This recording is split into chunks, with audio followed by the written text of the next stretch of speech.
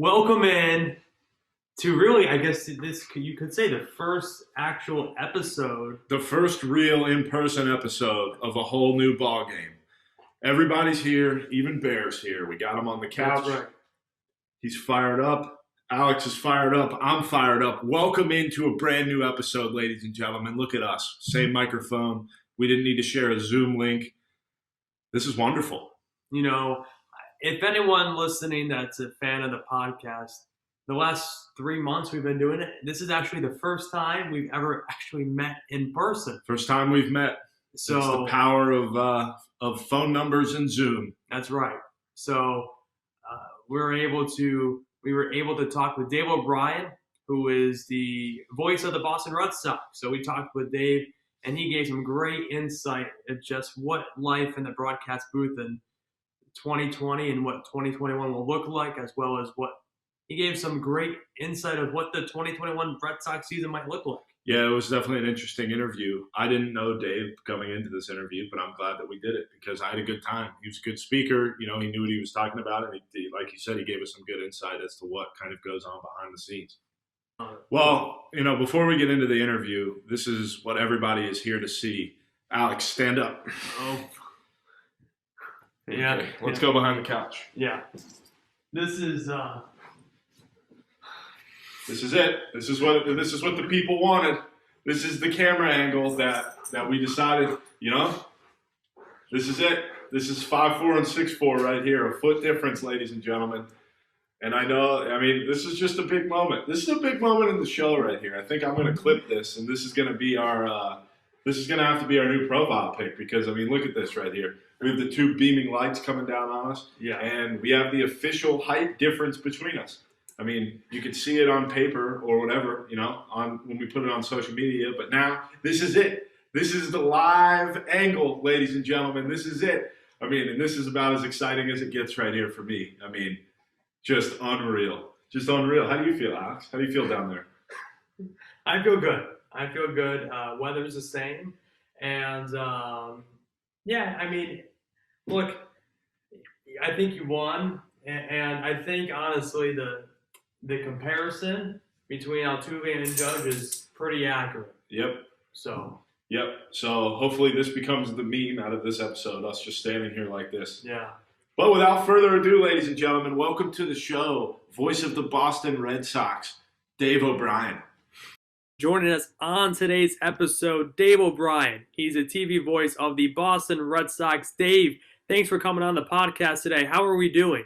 Alex, Vinnie, I'm doing very well. Thanks. Everyone's safe in my neck of the woods. I'm delighted to say. I hope you guys are too. And, you know, just continuing to work in this strange new world, which seems to get stranger every day. But I hope we're moving closer to everybody getting vaccinated and safe and sound. It looks like we are.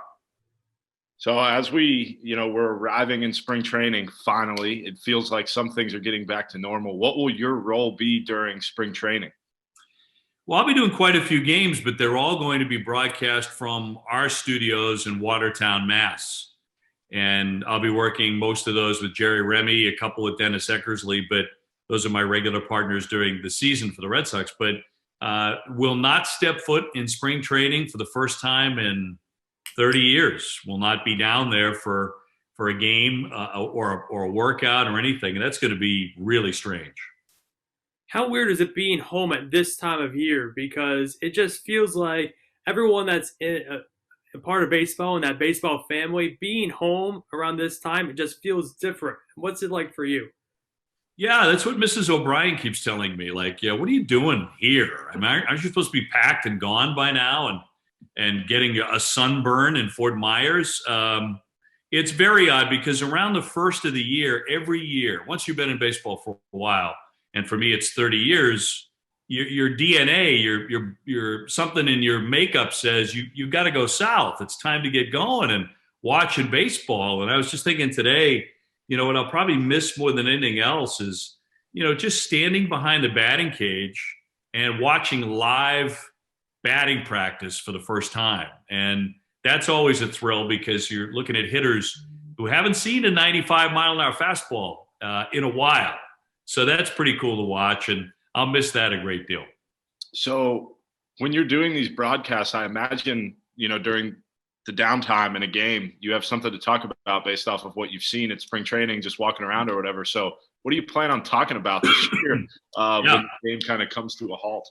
It's a great question. It's actually, something that we had to deal with during the regular season all the time too, because even though it was only 60 games, we still felt like we were so disconnected from the ball club. And it's little things like that. You walk up to a guy in the batting cage on a Tuesday night, and when he's done with that round of hitting, you might be somebody like Xander Bogaerts. You might go, "Hey Xander, what about that play at second base last night? I mean, what was your take on what happened there? What did the umpire get it right and all that?"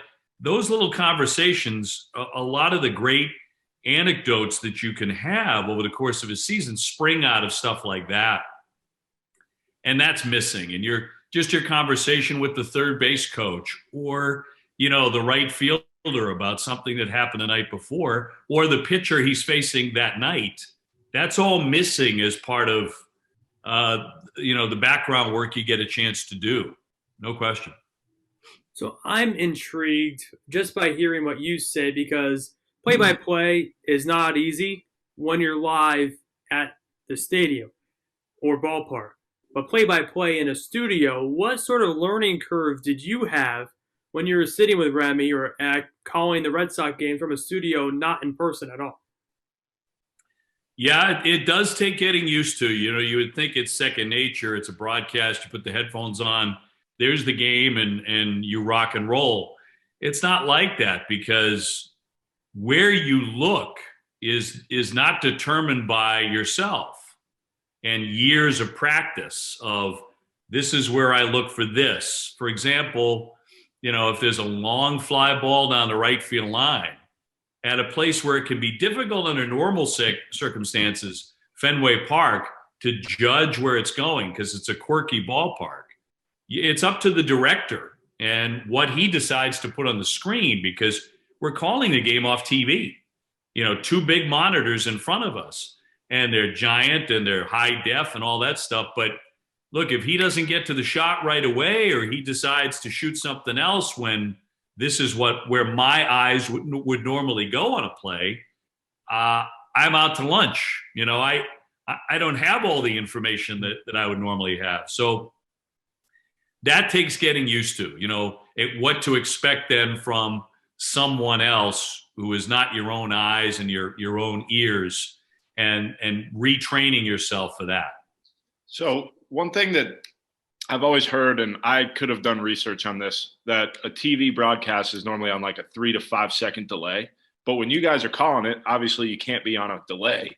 So what feed are you really seeing of the game to make sure you can kind of stay on par with what's going on?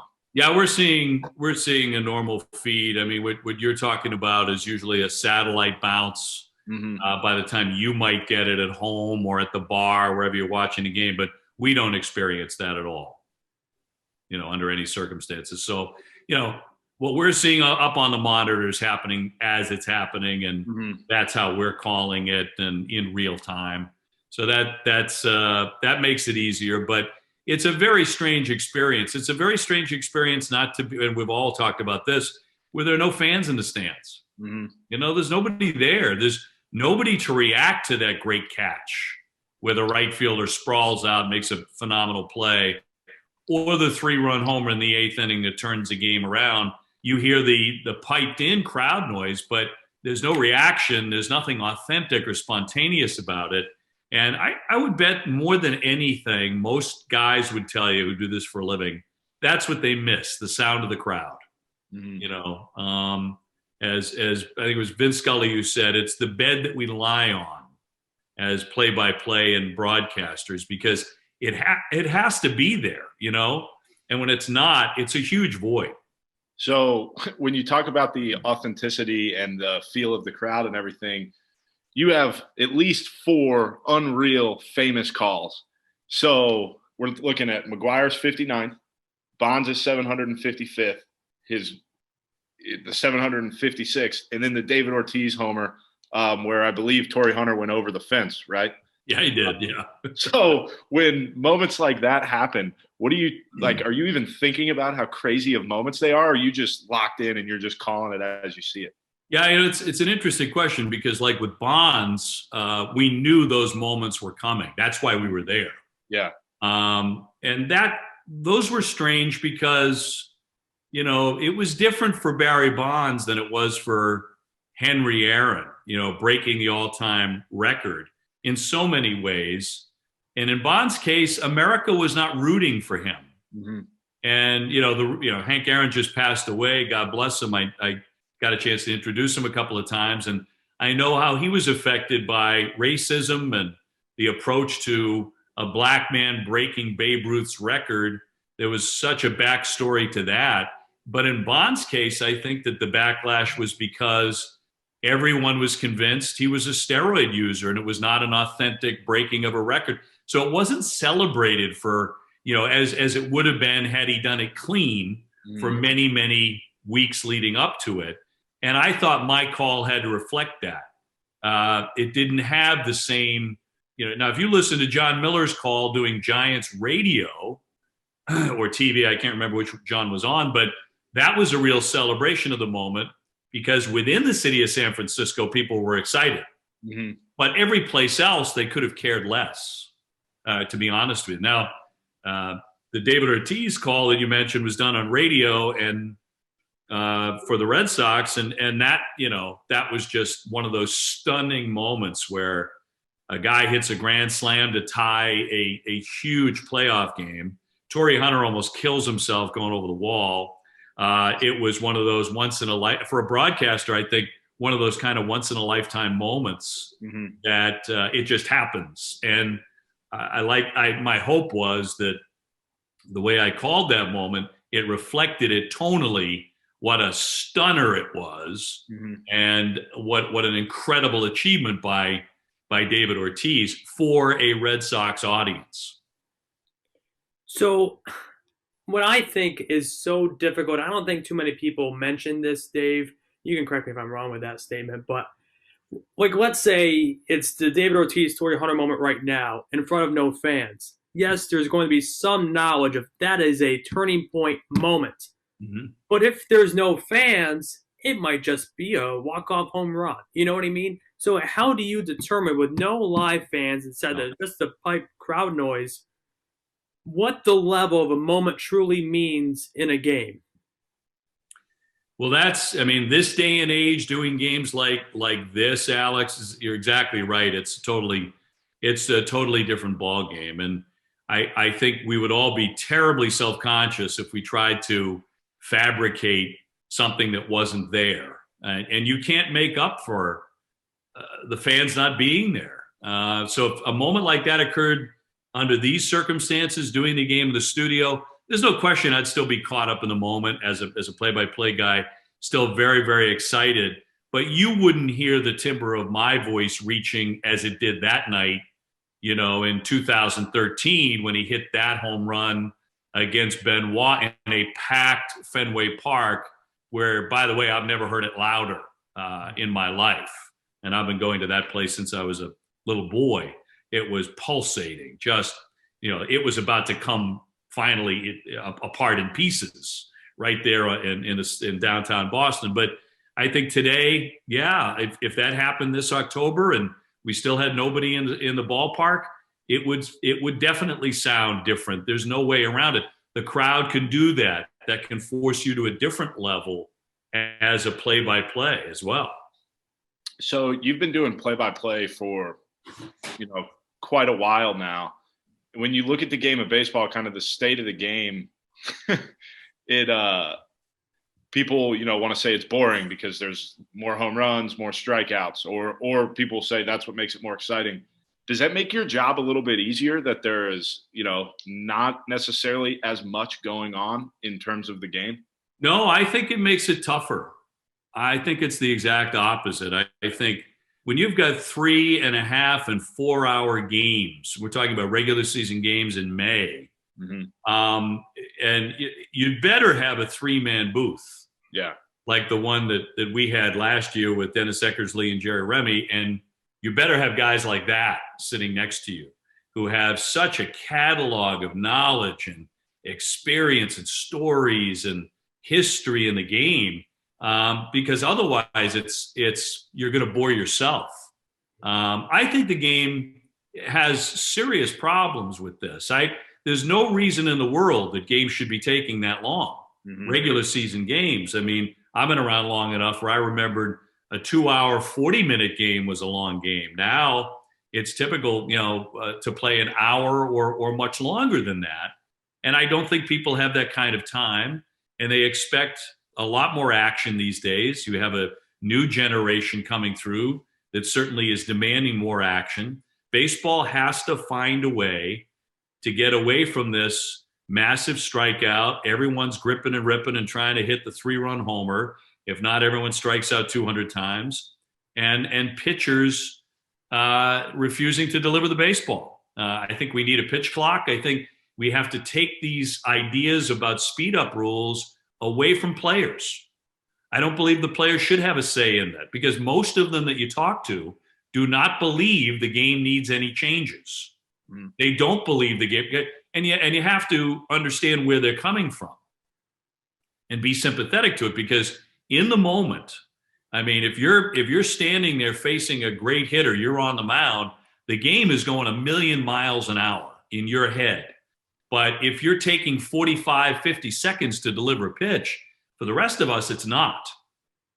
When you're competing and you're in the moment, I totally get it. The game's moving at warp speed, but something really needs to be done. And I think it has to be. And this is why, moving toward the next collective bargaining agreement, it's going to be a nasty knockdown, drag out fight about a lot of things like this that personally I believe should not be in the purview of the players.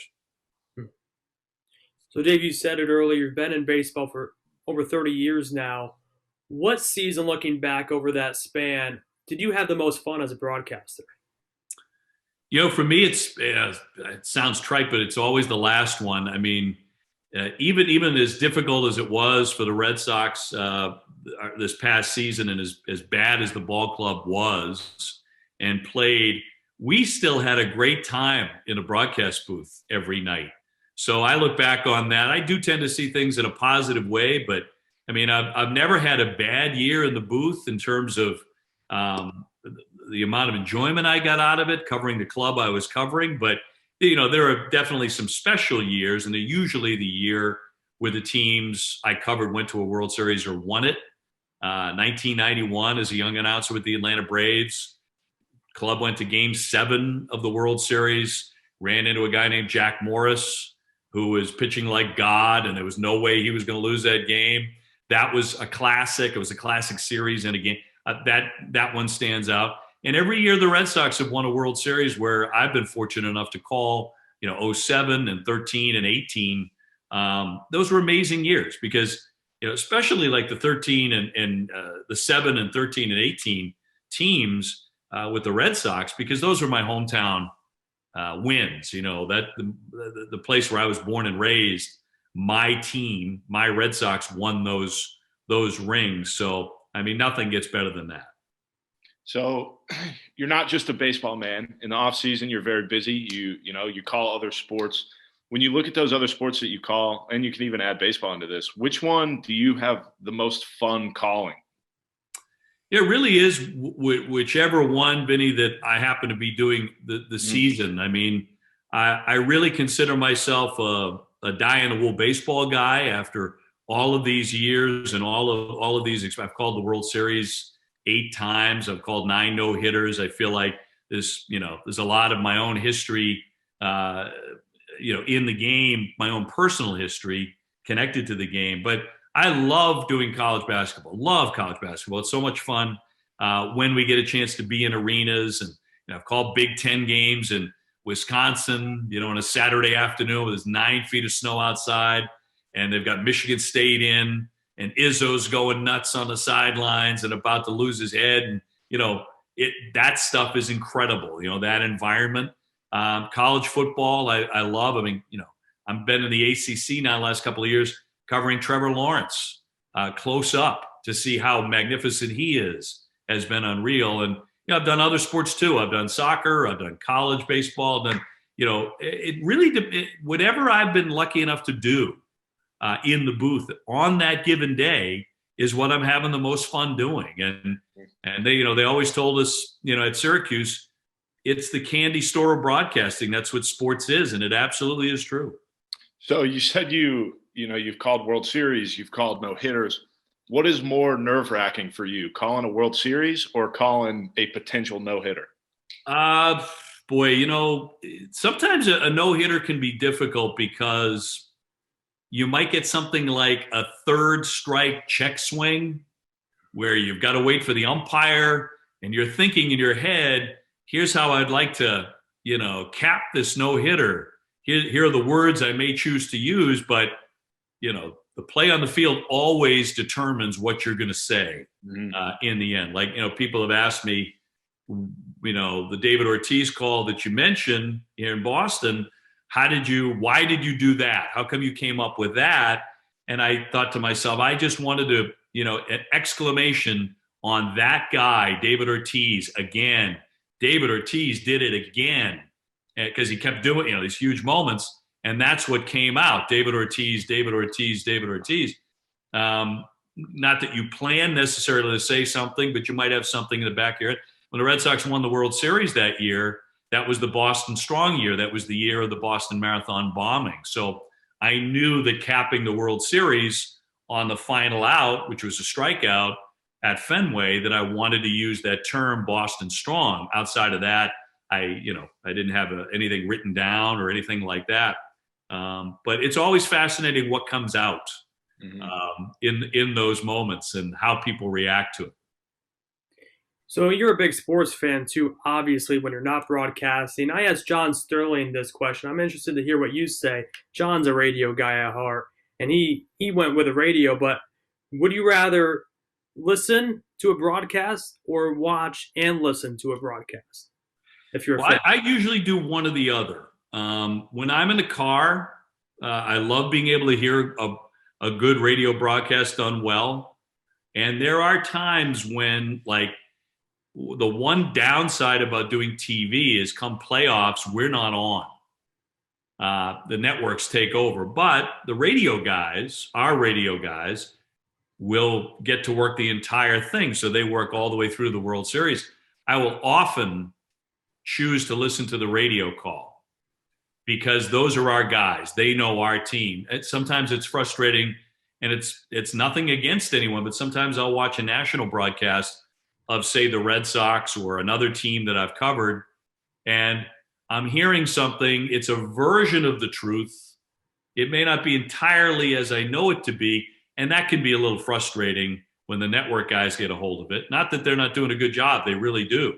But you want to hear it from your radio guys. Your radio guys are the ones who are going to tell you that Xander woke up this morning with an upset stomach. You're not going to hear that necessarily from someone who isn't as closely associated with the ball club. So when you'll do the regional games and you'll do like the local stuff, but then you also do the national and sometimes even international broadcasts. So what's the difference in preparing for those compared to, doing NESN with the Red Sox? Yeah, there's a big difference. I mean, there were many years there when I was on ESPN where I was doing radio for the Red Sox during the week. And occasionally I would be assigned a Red Sox game for ESPN. And the approach is completely different. I mean, you can't be as familiar with your audience. Dustin Pedroia is not Petey when you're calling the game on ESPN because the guy in Santa Monica or, the guy watching down in Fort Lauderdale, they don't know who that is. They might just be tuning in to watch a little baseball. So you have to streamline the broadcast. It has to be more in the middle of the road. I'm not going to absolutely lose it maybe to the degree I might if I were sitting at Fenway calling the game for a Red Sox audience. I think understanding who your audience is important, and it's part of knowing how to do a game, I think, for a national audience as opposed to a local audience. They are slightly different approaches. They might be imperceptible to some, but they're definitely there for me. So Dave, this is our favorite part of the interview. It's called Balls and Strikes. It's more of a game. It's like good question, bad question. Mhm. So Vinny got on me a few weeks ago about me asking a not very good question. So we came up with this segment. It's so I start. So you determine after I ask a question if it's a ball or a strike. If you say it's a ball, then Vinny's up. And if you say it's a strike, then I continue. Are you Gotcha. ready? Okay. All right. When was the last time you surprised yourself? All right, that's a ball. So that's ball one. Yeah. Okay. So for me, I probably know the answer to this, but I'm curious to see what you'll say. Is there a call that you've had or didn't have that you wish you could go back and have that moment back? Boy, that's a strike. That's a good question because I would really have to think about I would really have to think about that. I think that's true of every announcer that maybe you look back on it or you listen to it again years later, and there's more perspective Mm-hmm. on what may have happened. Um, maybe even one of the calls involving one of the guys accused of steroids. Like at the time that Mark McGuire hit a home run that I called down in Miami, we knew he was using steroids, but we probably didn't know to what degree. We did not know that they would be outlawed. So looking back on that, I might use some of that information differently. Had I had that information, I might have affected the call. Yeah. Mm-hmm. And then I guess this is kind of a piggyback question. So 0-1 for me. Is there a moment before you started broadcasting where you wish you could be on that call? Oh boy. Yeah, I would bet that's true. Yeah, I would bet that's probably true. That I wish that maybe a couple of those Patriot Super Bowl wins involving Mr. Brady, before he became a Buccaneer. Mm-hmm. Sure, there are a couple of those that you're certainly, and I think they were done brilliantly by the people who did them. But there's also part of me. It's like, God, I wish I had a crack at one of those. Have you ever called an NFL game? Yeah, I called one NFL game in my entire career on radio many years ago. It was a Falcons game, filling in for the announcer Larry Munson, who missed it because of back surgery, and had a great time with it. But I have not done any NFL since then. I thought it was about the easiest thing I ever did. Wow. I thought working with my analyst, 30 seconds between plays. You call it second down at 10 at the 42. Miller drops back to Pat, whatever it is. And then he has the next 30 seconds to walk you right up to the. I thought it was stealing money, actually. And that was a radio gig, but I've not done anything since that. It was a long time ago. When you call NFL games or whatever, do they have that info in front of you, like on a screen where it says what yardage they're at? Because sometimes I'll hear announcers be like, yep, gained 6 yards on that. And I'm still trying to figure out like where the ball is. Yeah, I mean, that's why you have a good spotter or a stats guy in the booth with you. Usually you have one to the left and right. Now, when you watch Jim Nantz and Tony Romo, I think it's terrific, and they just did the Super Bowl. When they're on camera, you don't see all the other people who are in that room, who are in that booth. But they have a spotter and they have a stats guy. The spotter is pointing to the receiver or the running back, and the stats guy is handing you a note or pointing at a note that says 6 yards or -2 or flag on the play or whatever it might be. Because football can be tough. I mean, you've got a lot of people on the field at the same time, a lot of things going on, and it requires a great deal of concentration. Not that the other sports don't; they really do. But you need more help calling a football game than anything. And then I'm just going to assume that was a strike since we got such a long, good answer there. Another strike. Yeah, Vinny's way out in front here. He's just okay. So I know Alex's answer for this, but I guess I'm curious to see what your answer would be. When you were growing up, whenever you decided you wanted to be a play-by-play guy, a broadcaster, was there somebody you looked up to? It was probably Vin Scully, but is there somebody that you looked up to and said, "That's the guy. Like that's why I want to do this"? Yeah, that's another strike for you. I actually the guys that I admired the most were the guys I got to hear more frequently. I didn't get to hear Vin until I had become a broadcaster. Dave, let me Think interrupt about- you. You can only continue with this response using your impression. Oh, when I was a young man of about 13, maybe 14, there's a strike, curveball in there. It's 0-2. No, I mean, I didn't get to hear Vin until I was already 26 years old and starting my broadcasting career and doing games against the Dodgers when I was with the Atlanta Braves. So for me, Al Michaels, Bob Costas, those were the guys, certainly on a national level. And locally in Boston, Ken Coleman, who was the radio voice of the Red Sox.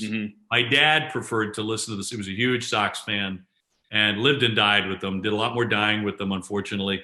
But he loved to listen to games on the radio more than television. So we would hear Kenny's voice all the time. And so those were the guys that I grew up, going to bed thinking, hey, I'd like to do what they do one day. So Vinny wins, but we have two questions to wrap it up that are podcast questions. So I'll start this one. Would you rather drink out of a plastic cup or a glass cup? Definitely a glass for me. Yeah, I like to think that I've become a little more refined over the years, and not quite the Cro-Magnon man I used to be. So yeah, definitely a glass.